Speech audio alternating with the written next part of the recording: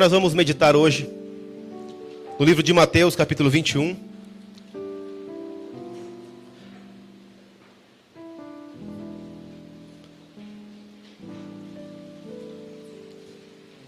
O título dessa mensagem é Adoração Terceirizada. Quero te convidar mais brevemente para orar comigo. Deus, obrigado. Fale conosco através da Tua palavra. Não permita que eu diga algo que não venha do Senhor, ó Pai. E também não permita que eu omita algo do Senhor. Assim sendo, toca nossos corações e transforma-nos. É o que eu te peço em nome de Jesus. Amém. Você já ouviu falar em terceirização? Já ou não? Terceirização é o processo onde você, da pessoa 1, para chegar até a pessoa 2, contrata o terceiro. Um exemplo claro, por exemplo, é os Correios. Correios é uma empresa que quando você quer enviar uma carta, você quer falar com alguém, você manda uma carta. Não é assim que funciona? Não? Faz tempo, não é? Os mais velhos, não precisa levantar a mão. Mas tem gente aqui, que eu tenho certeza que tem carta de amor, da época de namoro, que a namorada às vezes mandava, namorado, mandava até, espirrava perfume, né? Lembra para chegar perfumado do outro lado lá? Não precisa levantar a mão, não. Mas você é uma pessoa, quer chegar até a pessoa 2, e você contratava o serviço dos Correios para levar para você a sua carta. Hoje nós usamos mais para encomenda. Quase ninguém mais usa cartas hoje. Ainda existe, claro, mas bem menos. Nós resolvemos muito mais fácil hoje, né? Pelas redes sociais, pelos e-mails da vida. Mas a terceirização é esse ato de eu convocar uma terceira pessoa para intermediar algum processo entre mim e o outro. E nós podemos usar isso de diversas formas diferentes. Muitas formas boas, mas algumas nem tanto. É bem verdade que, e veja, não é uma crítica necessariamente isso, mas muitas famílias terceirizam muitas coisas. Como, por exemplo, é muito comum vermos o cuidado dos filhos sendo terceirizado para outros. Para uma babá, às vezes, para uma escola, creche ou parentes. O cuidado, a educação sendo terceirizada. Os relacionamentos, por vezes, são terceirizados. Eu me relaciono com a rede social. Cada vez mais os relacionamentos estão deixando de ser relacionamentos entre duas pessoas reais e se tornando relacionamentos entre um homem e uma máquina. Às vezes, terceirizando o processo com uma outra pessoa. Mas, cada vez mais, esse relacionamento está sendo só entre homem e máquina. É assustador ver o avanço das tecnologias de informação, não é? As inteligências artificiais e o número de pessoas que, por exemplo, fazem terapia com IA. Sabia que isso está acontecendo muito? Pessoas fazendo terapia com inteligência artificial. Nós vamos ver onde isso vai parar um dia. É muito comum essa terceirização de cuidado, de necessidades comuns. E a igreja, ela não ficou de fora disso. É muito comum vermos terceirização dentro da igreja. E em alguns aspectos onde não deveria existir. É bem verdade que é comum que isso aconteça em certos aspectos de forma positiva, é bom, mas também há uma terceirização que não é tão benéfica assim, que nos prejudica. É sobre um pouco isso que nós vamos falar. E para isso eu quero ler o texto que está lá em Mateus, capítulo 21, verso 10.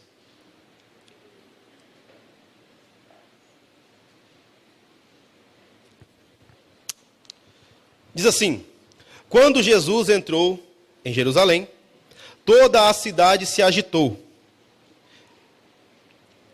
e começou a perguntar: quem é esse? Multidões respondiam: este é o profeta, Jesus de Nazaré da Galileia. Por enquanto até aqui. Jesus ainda não havia ido a Jerusalém e essa é a sua primeira entrada. E quando ele chega lá, ele pede para que se busquem um jumentinho para ele. Porque ele queria entrar na cidade de jumentinho. Isso para se cumprir o que havia sido profetizado pelo profeta Zacarias. Zacarias havia dito o seguinte: alegra-te, ó Israel, rejubila-te, ó filha de Sião, porque eis que o teu rei vem justo e poderoso, pobre e montado no jumentinho. E Jerusalém está esperando o cumprimento das profecias. E Jesus, ao chegar em Jerusalém, ele então solicita o seu Uber de entrada, que era o jumento. Ele deveria cumprir a profecia. E ele entra ao som de hosanas. Hosanas é aquele que vem, bendito aquele que vem em nome do Senhor. E muitos perguntavam, quem é esse homem? Não era um homem qualquer. Como que alguém entra sendo ovacionado dessa maneira? Hosana, bendito aquele que vem em nome do Senhor. Mas a gente não pode se enganar com multidões também, não é, irmãos? Essa mesma multidão que grita hosanas para Jesus agora, daqui um pouquinho vai dizer, crucificam. A mesma multidão que hoje em dia estaria nas redes sociais compartilhando os vídeos dele, daqui a pouco estariam cancelando ele. É comum. Isso não é novo, tá? Só digo isso para nós aprendermos que não é novo, essa cultura que nós vivemos. Mas a resposta de muitos foi, ele é um profeta de Nazaré. Porque eles ainda não haviam tido seus olhos abertos para entenderem que Jesus era o Filho de Deus encarnado. A maior parte do ministério de Jesus, ele havia passado entre os pobres, entre os necessitados, entre os menos favorecidos. A maior parte do ministério de Jesus, ele havia passado com os desprezados, com os leprosos, com as meretrizes, com publicanos, transformando a vida dessas pessoas. Mas ele passou a maior parte do seu ministério terreno com essas pessoas. E agora ele chega em Jerusalém. E ele estava a caminho do templo. E veja, irmãos, as épocas mudam e o templo não é mais o mesmo templo. Mas nós veremos um pouco depois. O templo, nós podemos olhar para o templo de duas maneiras pelo menos diferentes. Hoje, naquela época de Jesus, o templo era o templo. Certo? Físico, paredes, concreto, tijolo. Lugar físico. Hoje nós bem sabemos que o templo não tem mais essas características. A primeira característica de um templo é como Paulo diz em 1 Coríntios 6,19. Vós sois o templo do Espírito Santo. E é interessante nós entendermos que quando Paulo fala, vocês são o templo do Espírito Santo, ele está dizendo no plural e para uma igreja. O templo do Espírito Santo, ou seja, é a igreja reunida. Quando os santos se reúnem, aí então é o templo do Espírito Santo, a verdadeira igreja reunida. E o que Jesus ensinou para eles, e deseja nos ensinar também? A primeira característica de que Deus, Jesus, em Cristo ali, os ensina, e quer nos ensinar também, é que podem haver falsas razões para nós irmos até o templo, para nós nos encontrarmos como igreja. Podem haver falsas motivações, ou, aliás, motivações erradas, para irmos até o templo. E a primeira delas é fazer bons negócios. Verso 12, veja o que diz. Jesus entrou no templo e expulsou todos que ali vendiam e compravam. E revirou a mesa dos cambistas e as cadeiras dos que vendiam pombas. Veja só, irmãos. Jesus entra e é uma imagem que não é tão amorosa de Jesus. Ele está com um zelo santo. Tanto é que a primeira lembrança que os discípulos têm quando veem Jesus fazendo isso é, lembraram-se do salmo que dizia, o zelo pela tua casa o consome. Ele está zelando pela casa do Pai. E ele entra furioso. Aí ele faz outro texto vai dizer que ele segura nas suas mãos um azorrague, que é um chicote. Esse azorrague é um chicote meio tenso, sabe? Não é uma cordinha simples. É aquelas que vinham com coisas penduradas assim, amarradas nele. Então é meio violenta a chicotada do azorrague. E é com esse que ele entra no templo. Porque haviam pessoas fazendo comércio dentro do templo. Ainda bem, né, irmãos, que hoje em dia isso não acontece mais. Graças a Deus, não é? Que ninguém faz comércios mais com o nome de Jesus. Amém ou não amém? Não amém. Infelizmente. Hoje, pessoas vendem promessas de fama, de prosperidade, de saúde. Venha para nós, seja um de nós, e tudo vai dar certo na sua vida. A partir do momento que você vier para Jesus, só bênçãos acontecerão na sua vida. Você vai viver de milagres, não é? Você será rico e famoso. Ainda vendem essas falsas promessas por aí. Estão fazendo negócios com o nome de Deus e vendendo algo que não lhes pertence. Não lhes pertence. O milagre não pertence a nenhum ser humano. Eu jamais poderia prometer para você que se você viesse aqui 7 sextas-feiras, ia acontecer alguma coisa na sua vida. Se você vier aqui 7 sexta-feira, 7 sábado, 7 domingo, você vai ganhar 7 dias conosco. Isso eu te prometo. Se você vier 7 domingos aqui, eu tenho certeza que você vai ser abençoado. Vai ouvir cânticos como esse, vai orar conosco, vai ouvir a mensagem de Deus. Mas eu não posso prometer que os seus problemas vão se acabar, que a sua cura vai chegar, que o seu milagre vai chegar. Isso não me pertence, não pertence a nenhum ser humano. Ninguém pode vender isso. Mas vendem. Enganam as pessoas com falsas ilusões, com falsas promessas. E isso já nos faz questionar e perguntarmos a nós mesmos: por que nós nos reunimos aqui como igreja? Por que nós estamos aqui hoje? Será que eu busco um bom negócio da parte de Deus? Eu vim porque eu quero muito que aquela porta se abra, por isso que eu vim. Eu vim porque eu quero muito que a minha situação financeira seja mudada, por isso que eu vim. Eu vim porque eu estou com a minha saúde debilitada, é por isso que eu vim. Se a razão de nós nos reunirmos não for Deus ser glorificado no nosso encontro, a glória de Deus se manifestar em nosso encontro, nós estamos barganhando com Deus. Eu costumo dizer que não se barganha com um Deus que nada precisa. Não se barganha com um Deus que tudo tem. Nós não barganhamos com Deus. Então por que nós estamos aqui? Conversava na quarta-feira com o irmão Denilson, que tem irmãos que ele aparece no culto, por exemplo, de oração, é porque você sabe que tem alguma coisa errada. E quando ele some é porque melhorou. Apareceu, deve ter ficado desempregado. Sumiu, arrumou um emprego. Apareceu, está com uns sintomas esquisitos, está fazendo exame, sumiu, viu que não deu nada no exame. É como se olhasse assim: Deus, olha para mim aqui. Eu estou aqui, viu? Eu sei que eu não tenho aparecido, mas olha, eu estou aqui agora. Então o exame lá, o emprego, o senhor faz alguma coisa, tá?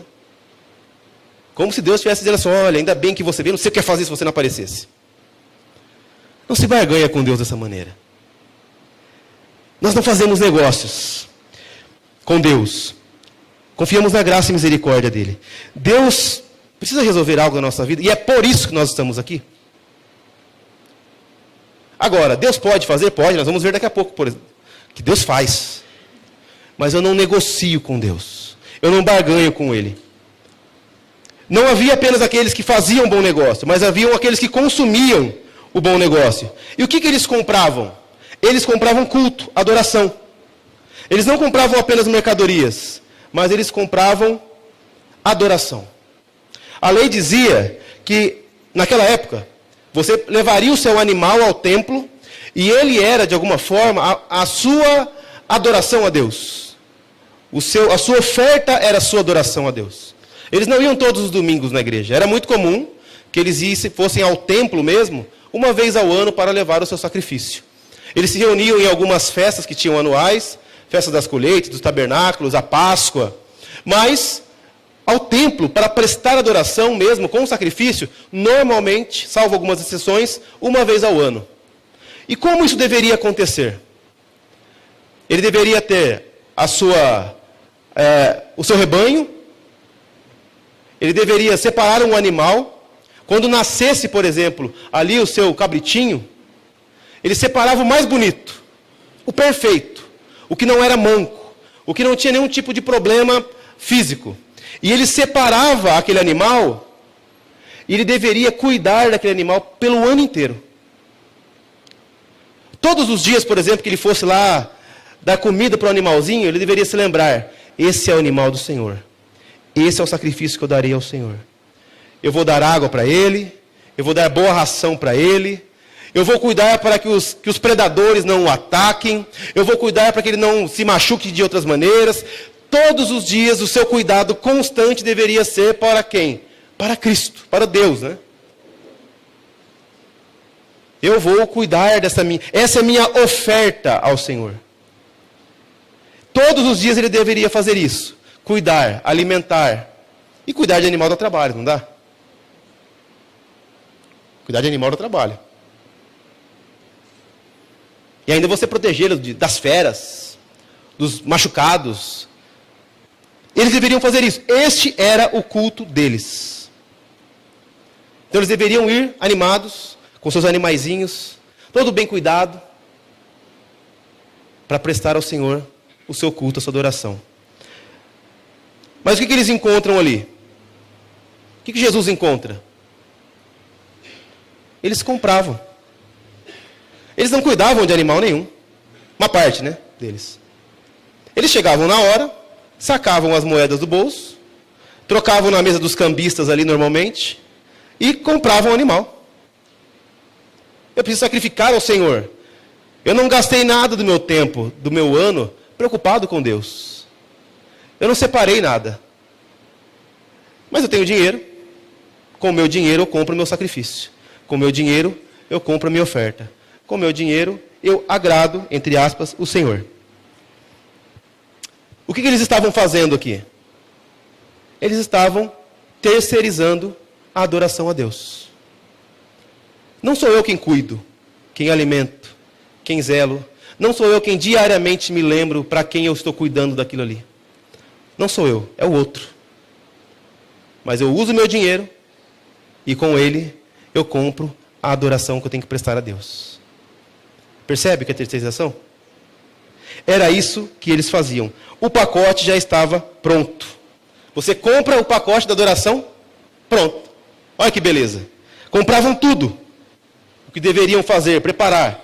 O sacrifício estava pronto. Hoje em dia, irmãos, nós não precisamos mais sacrificar animais. Não é verdade? Nós não precisamos mais ir àquele templo com a nossa oferta alçada. Mas nós podemos comprar adoração a Deus. Nós podemos continuar terceirizando a nossa adoração a Deus. Eu vou para a igreja de domingo. Eu não me preocupo com a igreja. Eu não me preocupo com o que será pregado. Eu não me preocupo com o que será cantado. Alguém já estudou por mim. E ele vai falar. E eu só vou mexer a cabeça e dizer amém. Eu não preciso conhecer mais. Eu não preciso ler. Eu não preciso estudar. Eu não preciso ter aquelas verdades em mim. Alguém já faz isso por mim. E no domingo à noite, ele fala. E eu digo amém. Eu não preciso cantar e louvar a Deus em meu coração durante os dias. Tem uma banda muito boa na igreja e quando eles cantarem eu canto junto. Não precisa fazer parte da minha vida, adoração. Não precisa estar no meu dia. Quando o pregador falar, eu digo amém. Quando a música cantar, eu canto junto. Eu já dou meu dízimo, afinal de contas. Eu já dou minha contribuição. Eles fazem e eu acompanho. É assim, irmãos? Por vezes é. Nós terceirizamos o que deveria ser nosso. Nós terceirizamos a oração. Já tem muita gente orando. Deixa que eles orem. Já tem muita gente clamando. Deixa que eles clamem. Eu vou me amparar na oração que eles fazem. Para que mais um? Para que mais um se unindo em oração? Já que já oram. Uma voz não vai fazer diferença ou vai? Será que vai? Poderemos terceirizar a oração. Terceirizamos missões. Como que eu terceirizo missões? Já tem missionários. Eles que vão. Já tem gente fazendo isso. Indo para outros lugares. Ou pregando para os vizinhos. E outra, até dou meu dinheiro na campanha de missões. Desde que agora eles façam. Eu não prego para ninguém. Eu não falo de Jesus para ninguém. Eu não testemunho Jesus para ninguém. Mas, no dia de missões, eu contribuo. Eu terceirizo a missão. Todos nós somos chamados para sermos missionários. Todos nós. A diferença é que uns vão para mais longe do que outros. Uns sairão da sua cidade, estado, nação. Outros irão para o trabalho, para a escola, para o time de futebol, para o trabalho que faz parte, para onde quer que for. Todos nós somos chamados a ser missionários. E o dinheiro que nós, abençoadamente, entregamos para as missões, não compra o nosso chamado a sermos missionários de Deus. E anunciarmos o Evangelho para outras pessoas. Nós somos chamados a isso. Lá em Mateus 28, 18 em diante, Jesus diz: vão vocês por todo mundo. Anunciem, ensinem as coisas que eu vos tenho mandado, que eu vos tenho ensinado. Batizem em nome do Senhor. Não é, olha, no dia da missão você contribua e volte para sua casa. Vão e preguem. Todos nós somos chamados a sermos missionários. Anunciarmos o reino de Deus. Mas por vezes temos terceirizado isso. Nós terceirizamos a comunhão dos santos. Comunhão é vontade de Deus, irmãos. Isso que nós fazemos aqui, comunhão é vontade de Deus. Eu disse hoje pela manhã, com a nossa reunião aqui com os irmãos do louvor. E eu já disse isso aqui outras vezes também. O culto começa, não é quando o prelúdio dá início. Ou quando a abertura é feita. O culto começa quando a segunda pessoa chega na igreja. Onde estiverem 2 ou mais em meu nome, eu estou reunido com vocês. Porque comunhão é parte do culto. Mas eu não preciso ter comunhão, porque eu já faço parte do grupo do WhatsApp da igreja. Eu até assisto às vezes e compartilho. Tudo isso é bom. Mas não substitui a comunhão. O WhatsApp não substitui a comunhão dos santos. Isso é terceirização. As pessoas colocam as coisas, e às vezes eu dou um amém, está tudo certo. Essa terceirização esconde, às vezes, ídolos do nosso coração. Nós temos que sondar o nosso coração continuamente. E perguntar como anda a minha adoração a Deus. A adoração não é um momento de culto, a adoração não é música. A adoração não é esse momento da palavra. Tudo isso faz parte da adoração, mas a adoração é a nossa vida. A nossa vida é uma vida cultica. Nossa vida é um culto a Deus. E não tem como nós terceirizarmos a nossa vida. Dá? Às vezes, a vontade dá, às vezes, né? Na segunda-feira cedo, 7 horas da manhã, 6 horas, a hora de vestir o uniforme, poderia ir outro no meu lugar. Quem não gostaria?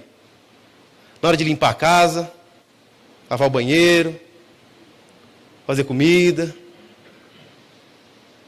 Mas não dá. Somos nós.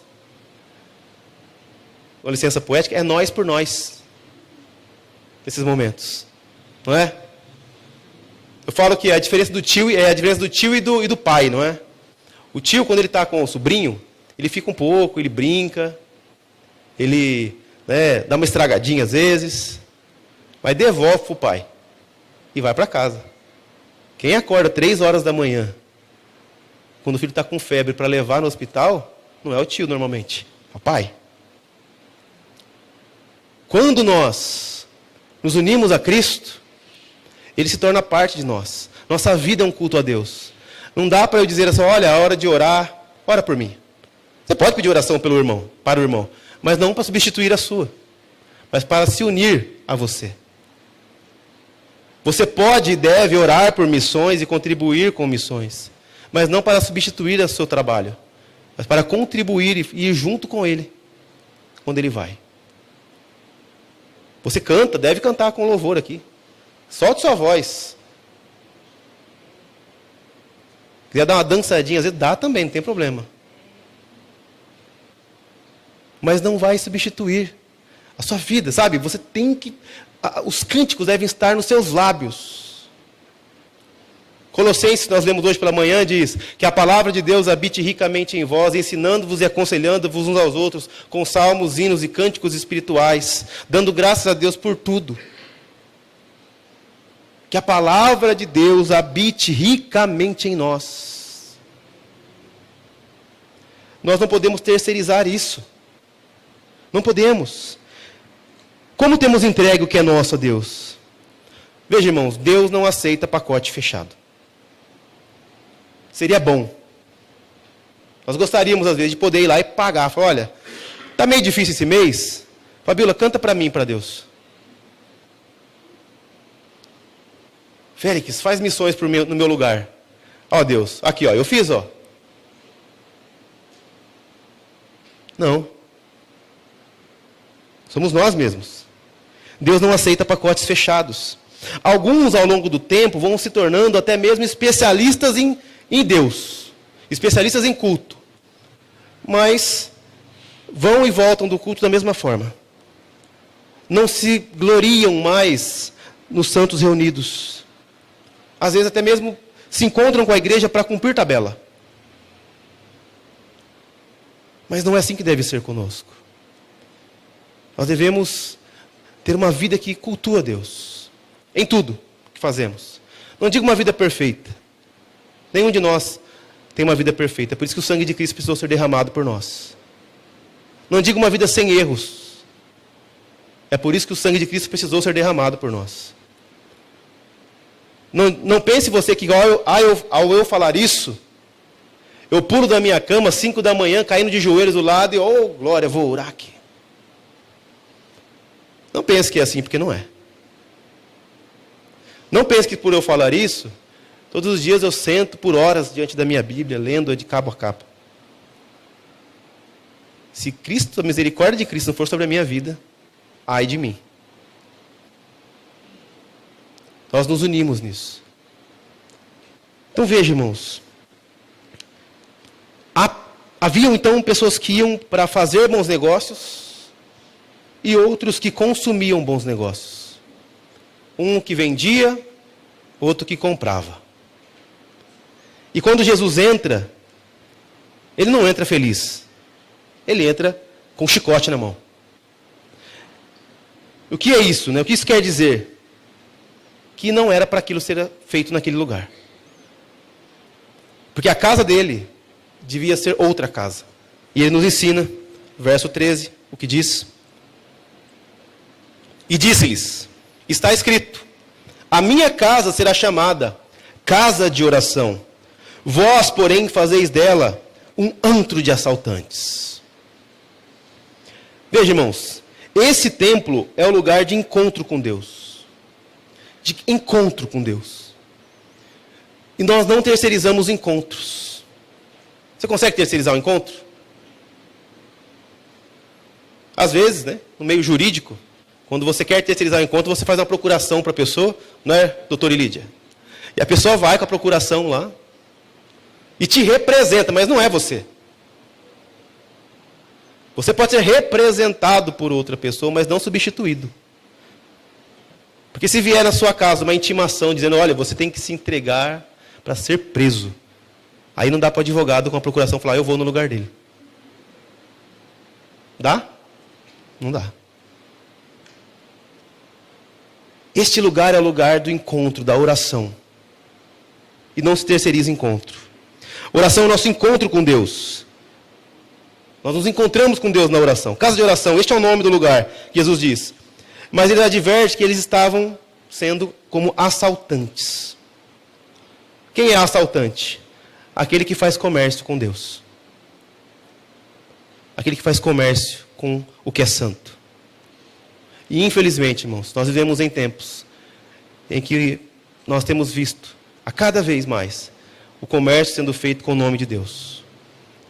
Uns que compram e os que vendem.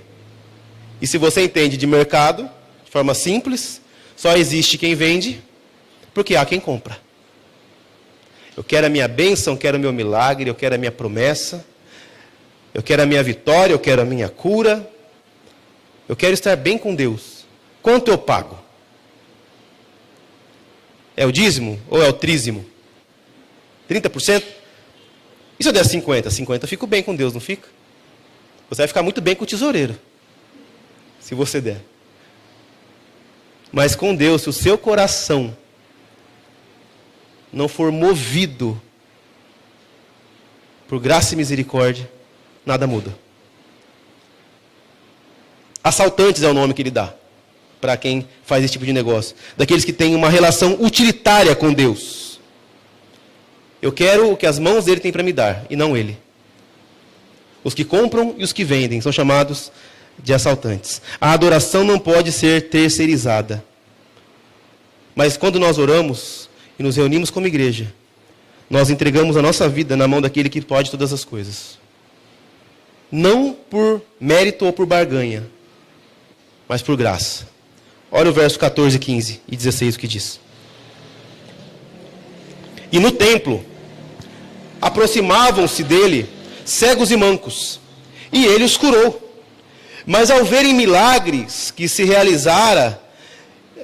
ele realizara, e os meninos que gritavam no templo, Hosana ao filho de Davi, os principais sacerdotes, os escribas, indignaram-se e perguntavam: estás ouvindo o que eles estão dizendo? Jesus respondeu: sim. Nunca leste da boca dos pequeninos e dos bebês obstivesse louvor? Enquanto Jesus entrava e fazia aquilo, virava as mesas,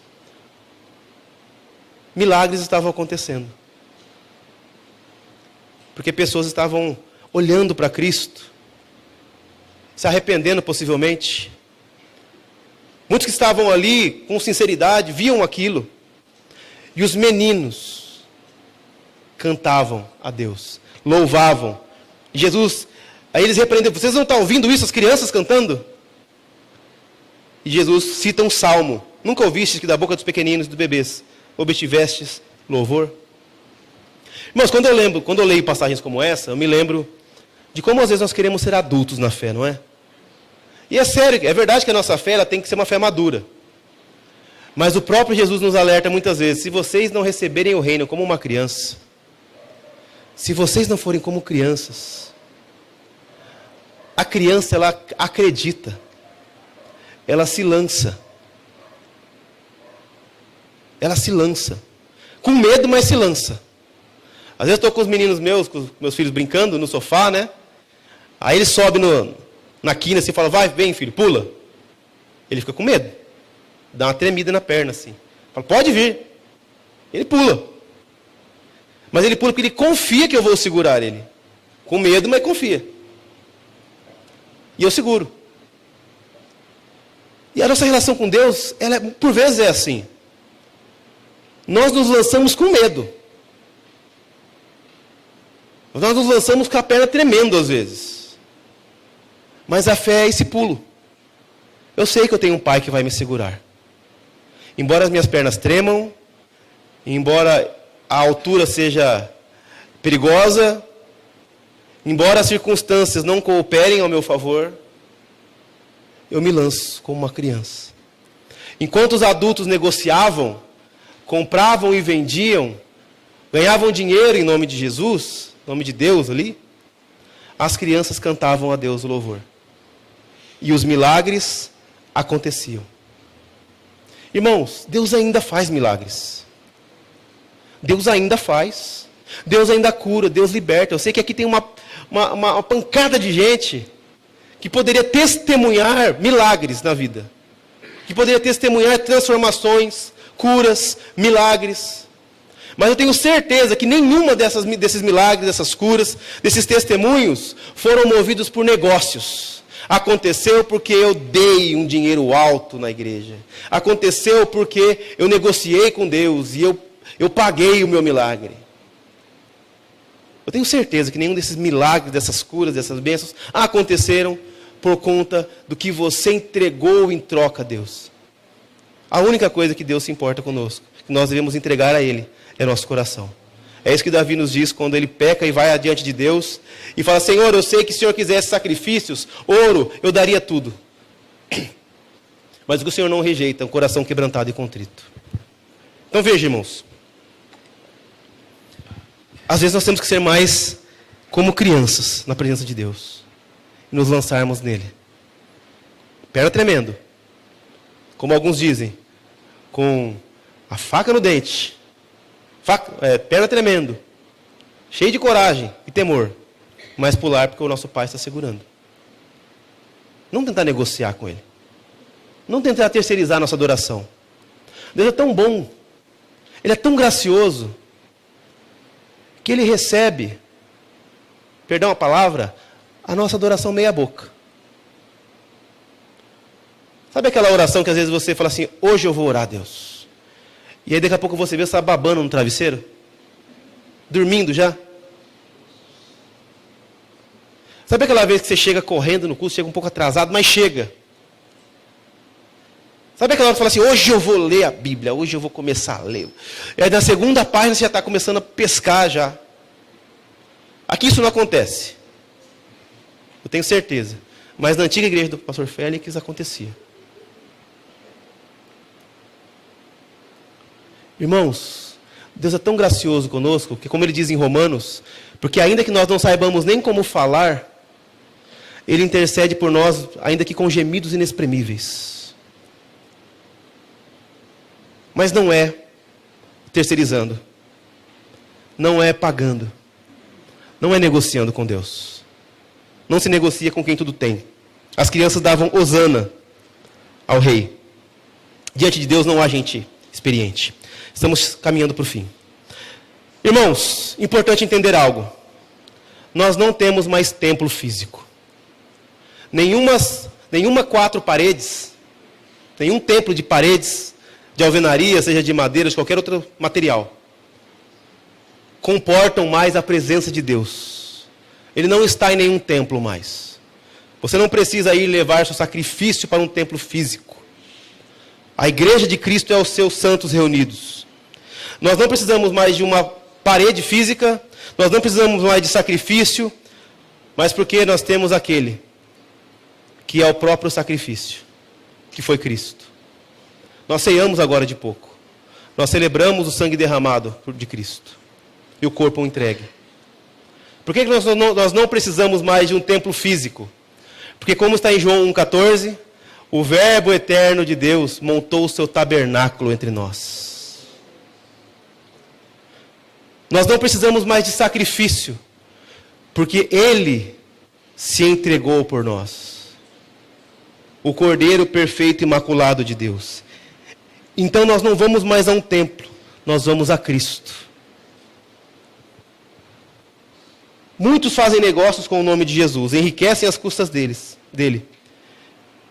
Mas isso só acontece porque há consumidores, muitos que se beneficiam. E o que Deus tem para fazer por nós, Ele vai fazer. Mas quando nós vamos até Cristo. Ele é o nosso templo, Ele é o nosso sacrifício.